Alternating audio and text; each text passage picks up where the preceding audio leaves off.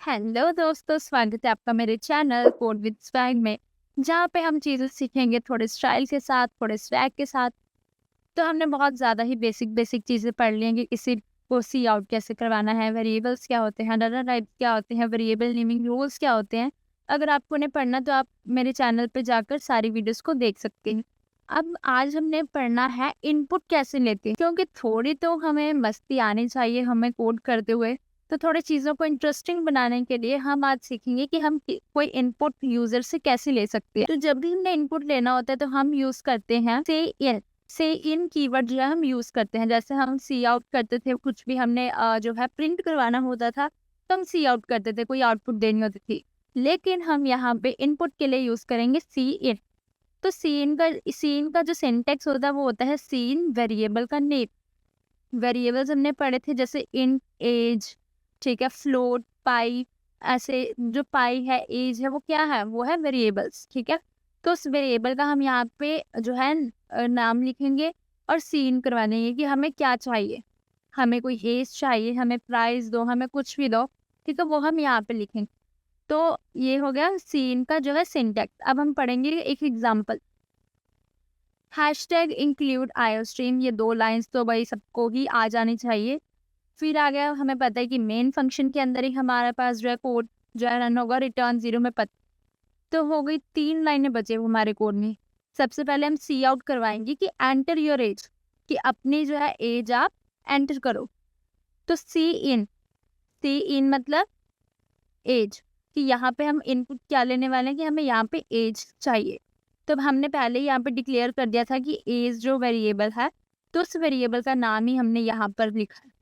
देखो यहाँ पे हमने डाटा टाइप बताया कि int है और एज बता दी कि हमारा वेरिएबल जो है वो एज है। तो उसी एज को हमने यहाँ पे सी इन लिया है कि हमें एज दो। तो जैसे ही एंटर होगी एज, फिर हम क्या प्रिंट आउट करवा कर दे देंगे, यू आर एज, जितने भी इनपुट ने लिखी दी होगी। यू आर लाइक यहाँ पे मान लो कि 32 हमने दे दी एज, तो यू आर 32 ईयर्स ओल्ड, ऐसा जो हमारे पास प्रिंट होकर आ जाएगी चीज़ें। तो इन सबको अब हम देखते हैं अपने वीएस कोड में। चलो चलते हैं हम अपने वीएस कोड पर। तो चलिए आगे हम अपने वीएस कोड पे, जहाँ पे मैंने अपनी फाइल का नाम लिखा है input.cpp। तो यहाँ से हम अब शुरू करते हैं। तो स्टार्टिंग की 2 लाइंस तो आप लिख ही लो, इंक्लूड देम।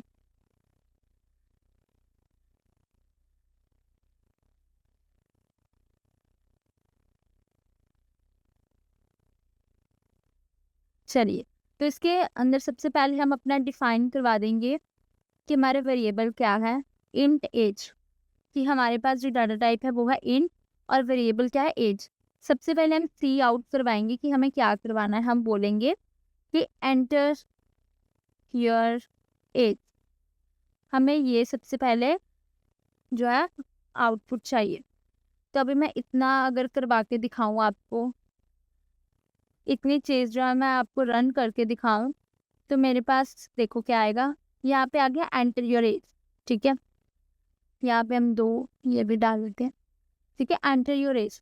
अब हमने यूजर से क्या लेना है, हमें लेना है इनपुट। इनपुट लेने के लिए हम लिखेंगे सी इन और लिखेंगे एज। हमें क्या चाहिए, एज। जो यहाँ पे हम वेरिएबल नेम लिखेंगे वही वेरिएबल नेम हम यहाँ पे लिखेंगे, ये चीज़ याद रखना। सीन करवाने के बाद हमें एज, मतलब कि हम क्या कर सकते हैं, अब एज को ले सकते हैं। देखो देखो यहाँ पे आ गया एज। अब हम यहाँ पे लिखेंगे 90। तो देखो अभी हमारे पास क्या आया, हमने 19 कर दिया, ठीक है। अब हमने क्या है, यहाँ पे 19 जो है वो इनपुट ले ली। अब हमें आउटपुट भी तो कुछ चाहिए कि 19 का अब करना क्या है। तब हम दोबारा से एक सी आउट करवा देंगे, योर एज इज, तुम्हारी एज कितनी है, एज जो भी वेरिएबल का नाम है उतनी, ठीक है। तो ये चीज़ अब हमने कहा एंडल अगली लाइन पे लिखनी है, तो यहाँ पे एंड लाइन कर देती हूँ, एंड लाइन, ठीक है। अब ये पूरा कोड जब मेरा वो चलेगा। अब देखते हैं यहाँ पे एरर आ रहा है। अच्छा, अब हमने ये डाल दिया 2 आने से, ठीक है। अब देखो यहाँ पे कोई एरर नहीं है। रन करेंगे, एंटर योर एज, अपनी एज लिखो। मैंने लिखी 19, तो मेरे पास आ गया आंसर, योर एज इज 90। देखो बहुत ही अच्छा लग रहा है ये कोड कि पहले हमने उससे उसकी एज पूछी और खुद ही बता दी कि तुम्हारी एज क्या है। वाह, क्या लॉजिक है। पहले हमने उनसे उनकी एज पूछ ली और अपनी लाइन्स में बता दिया कि भाई तुम्हारी एज तो ये। तो ऐसे आप अलग अलग सी इन जो है वो ले सकते हो। जैसे मैं कुछ भी ले सकती हूँ, इसको मैं कट कर रही हूँ। यहाँ पे मैं लिख दिया इन प्राइस नाम का कुछ है, ठीक है। मैंने सी आउट करवा दिया the value of this packet is, ठीक है। The value of this packet is this. तो मैं सीन क्या करवाऊंगी, प्राइस ही लिया मैंने, ठीक है। तो सी आउट में क्या करवाऊंगी, the value of packet is, जितना भी आपने बताया प्राइस वो वाला, ठीक है। तो लास्ट में मैं लिख दूंगी रिटर्न 0। अच्छा, 2 बारी लिखो गया, इसको 1 बारी कट कर देते हैं। थोड़ा ऊपर चलो। अब किया देखो, the value of this packet is, कितने रुपए का पैकेट है, कौन सा पैकेट खाएगा, इस यहाँ पे सोच लेते हैं कौन सा पैकेट हम खा सकते हैं। चलो अंकल चिप्स का पैकेट ले लो 20 रुपीज़ वाला, ठीक है। So the value of this packet is 20 और एंटर करेंगे। So the value of packet is 20। बहुत ही बेसिक है। अभी आपको ये चीज़ लग रही होगी कि यार मैंने तो सीन ले लिया, हमने इनपुट ले लिया, तो वही तो आउटपुट प्रिंट करवा रहे हैं, तो इसका काम क्या हुआ। मेन जो हमने चीज़ वो बता रहे हैं हम वही उनको दोबारा बता दे रहे हैं, तो इसका काम क्या हुआ गाइस। काम ये हुआ कि अभी आपको ये चीज़ें समझ नहीं आएंगी। अभी हम पढ़ने लगे हैं ऑपरेटर्स, जिसमें हम प्लस करवाएंगे, माइनस करवाएंगे, डिवाइड्स, मल्टीप्लाई, मॉड प्लस। तो वो सारी चीज़ें जब हम पढ़ेंगे तो हम यूज़र से इनपुट लेंगे कि कोई 2 नंबर्स दो, फिर हम उनका एडिशन करवा के दे देंगे। कोई 2 नंबर्स हम उनका मल्टीप्लिकेशन करवा के दे देंगे। तो ऐसे कोई भी ऑपरेटर्स को जब हमारे ऑपरेटर्स का यूज़ आ जाता है तो वहाँ पे हमें इनपुट लेना ही पड़ेगा। या तो हम खुद उनको पहले हम ही वैल्यूज़ दे दें खुद को कि आप ए को 10 मानो, बी को 5 मानो, फिर उनका प्लस करवा के 15 कर दो। लेकिन जब हमने यूज़र से इनपुट लेना है, तब इनपुट लेने के लिए हमारा जो है ये सी इन जो है वो यूज़ होगा। तो चलिए अब हम पढ़ते हैं अपने ऑपरेटर। तो चलिए अब बात करते हैं हम ऑपरेटर्स की। ऑपरेटर्स क्या है, ऑपरेटर्स ये वो वाले टूल्स हैं जो कि वेरिएबल्स के ऊपर काम करते हैं। जैसे arithmetic operators, relational operators, logical operators, assignment operators और इंक्रीमेंट और डिक्रीमेंट ऑपरेटर्स। तो जैसे अरिथमेटिक ऑपरेटर्स में addition, subtraction, multiplication, modulus, division होता है। रिलेशनल में ये कंडीशंस चेक करते हैं ट्रू है कि नहीं है। ऐसी लॉजिकल और एंड नॉट ऐसे चीज़ों को यूज़ करते, तो ऐसे करके हम हर ऑपरेटर्स के बारे में पढ़ेंगे। तो आज की वीडियो में हम पढ़ेंगे अरिथमेटिक ऑपरेटर्स के बारे में। तो ये है अरिथमेटिक ऑपरेटर्स इन C++, जिसमें होता है एडिशन, सब्ट्रैक्शन, मल्टीप्लिकेशन, डिवीजन और मॉड्यूल। तो जैसे सबसे पहले हमने ए की वैल्यू ले ली 10, बी की वैल्यू ले ली 3। जब हम सी आउट करवाएंगे एडिशन, एडिशन किसका होना है, ए प्लस बी, मतलब ए प्लस बी, 10 + 3, सी आउट क्या आ जाएगी हमारी वैल्यू 30, ठीक है। यहाँ पे हमारी वैल्यू क्या आ जाएगी 13। आगे है सब्ट्रैक्शन, सी आउट होगा सब्ट्रैक्शन, मतलब कि a माइनस बी, 10 में से आपको 3 को माइनस करना है, तो हमारे पास आंसर क्या आ जाएगा यहाँ पे 7। फिर है मल्टीप्लिकेशन, मल्टीप्लिकेशन सिंपल है a इंटू बी, 10 × 3 क्या आ जाएगा हमारे पास यहाँ पे 30। गाइस ये थोड़ा आप मेरी राइटिंग को इग्नोर करना क्योंकि माउस से मैं लिख रही हूँ, तो माउस से यहाँ पे अच्छा लिख नहीं हो रहा है। आगे है सी आउट डिवीजन, डिवीजन क्या है a डिवाइड बाई बी, मतलब कि हमने क्या करना है 10/3, 3/10 क्या करेंगे, इसमें वैल्यू आ जाएगी 3 पॉइंट समथिंग, 3.3 है वो वैल्यू आएगी। नेक्स्ट है मॉड्यूलो, मॉड्यूलो क्या करता है, जो भी रिमाइंडर हो ये वो चीज़ जो है वो प्रिंट करवाता है। जैसे a मॉड्यूलो b, मतलब कि 10 मॉड्यूलो 3, जब भी हम 3 का डिवीज़न जो है वो 10 के साथ करेंगे तो जो आंसर रिमाइंडर आएगा वो होगा मॉड्यूलो। जैसे 3 का 10 के साथ किया, 3 3 दा 9, तो बचा क्या 1, तो यहाँ पे मेरे पास आंसर क्या आएगा 1। तो मैंने यहाँ पे सभी आपको ड्राई रन करके दिखा दिए। चलो अब हम इनको करते हैं अपने VS कोड में।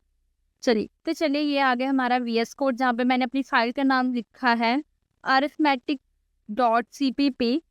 तो यहाँ पे करते हैं, सबसे पहले तो स्क्रीन बड़ी कर ले, बच्चों को दिखता ही नहीं आजकल। क्लियर कर देते हैं टर्मिनल। चलिए यहाँ पे मैं करती हूँ हैड, और हैड इंक्लूड स्ट्रीम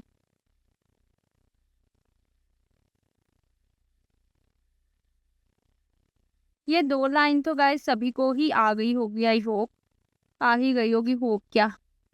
ठीक है, इंट में अब मैंने यहाँ पे कोई 2 वैल्यूज ले ली, इंट ए जैसे 3, और एक मैं ले लेती हूँ बी जिसकी वैल्यू मैं रख रही हूँ 10। अच्छा, अभी हमने जो एग्जाम्पल करी है उसमें हमने अभी देखा ए जो है वो 10 है और बी जो है वो है 3, तो हम वही चीज़ें जो है वो रन करेंगे दोबारा से। तो सी आउट मैं करवाती हूँ, यहाँ पे लिखती हूँ एडिशन। ठीक है, एडिशन क्या होता है, ए प्लस बी। ठीक है, नेक्स्ट लाइन पे अब मुझे सारे लाइन वाइज चाहिए, तो मैं एंडल हर बार ही लिखूंगी। अब यहाँ पे मुझे चाहिए सब्ट्रैक्शन।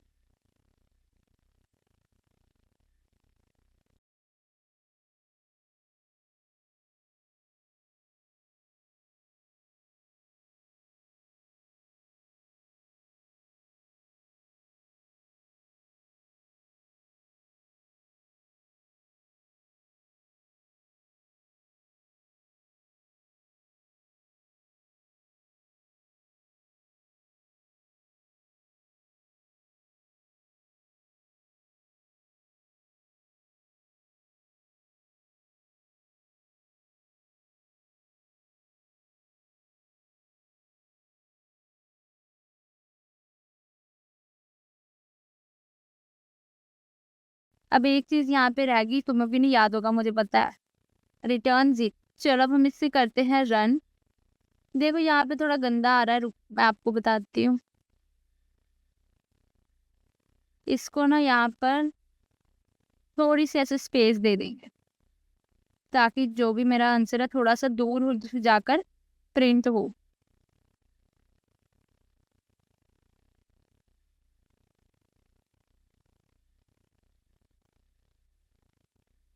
ठीक है, अब देखना हमारे पास जो भी आंसर आएगा बहुत ही ज्यादा अच्छा आएगा।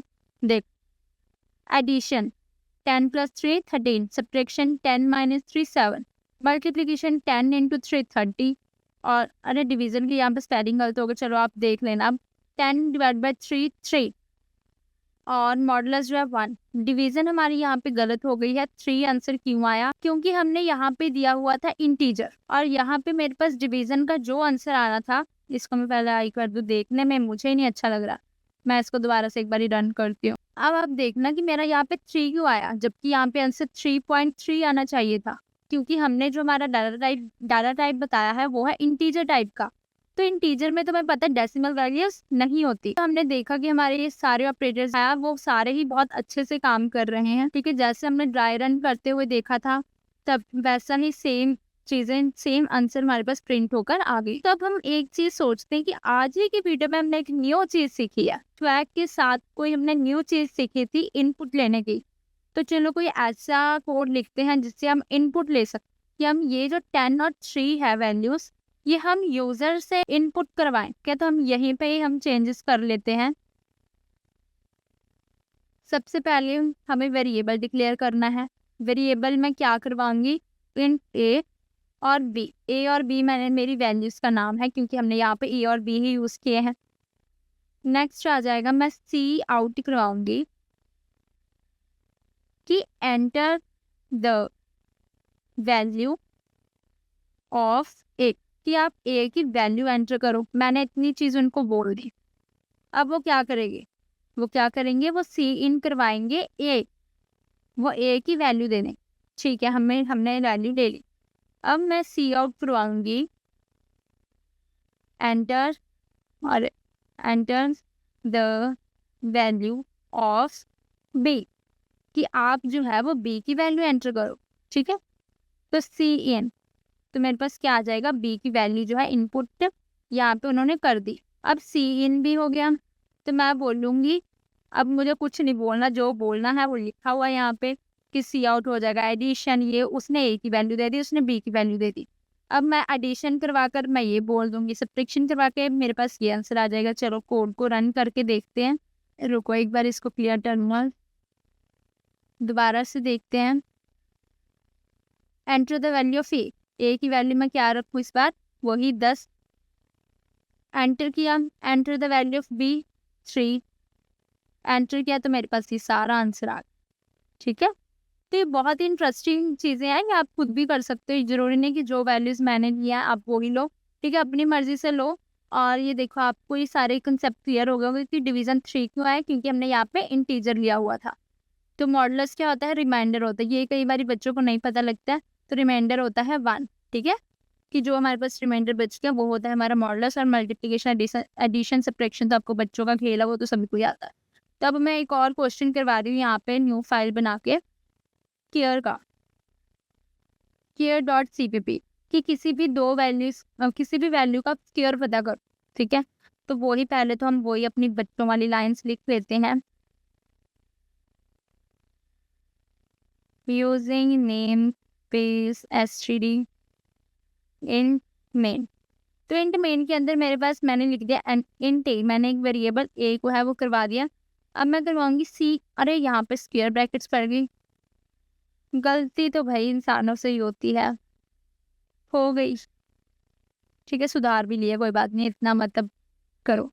अब देखो इंट ए की मैंने एक इंटीजर लिया ए, तो मैं सी आउट करवाऊंगी। पहले मैं बोलूंगी कि एंटर एंटर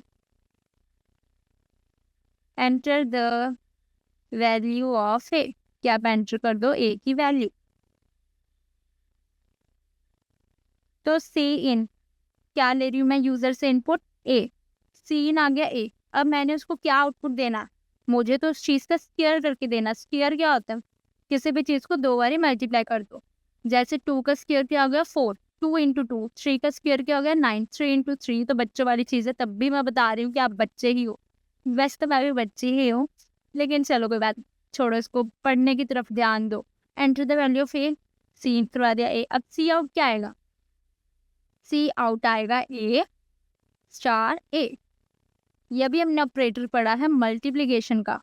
ठीक है, तो मेरे पास ए, तो इसको सुंदर थोड़ा सा बनाने के लिए मैं यहाँ पे लिख देती हूँ एक वैल्यू कि square of the number is, square of the number is, enter the value of this. तो square of the number is A into A, और लास्ट में मेरे पास आ जाएगा रिटर्न 0।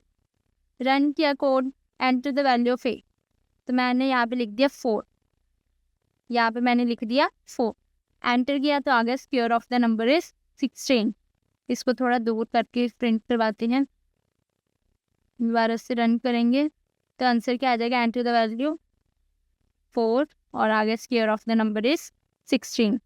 तो ये बहुत ही ज़्यादा ही बेसिक चीज़ें थी, बेसिक भी नहीं कह सकते, अब जब आपको आ जाएंगी तो आपको भी बेसिक ही लगेंगी। तो चलिए अब हम मिलेंगे नेक्स्ट वीडियो में।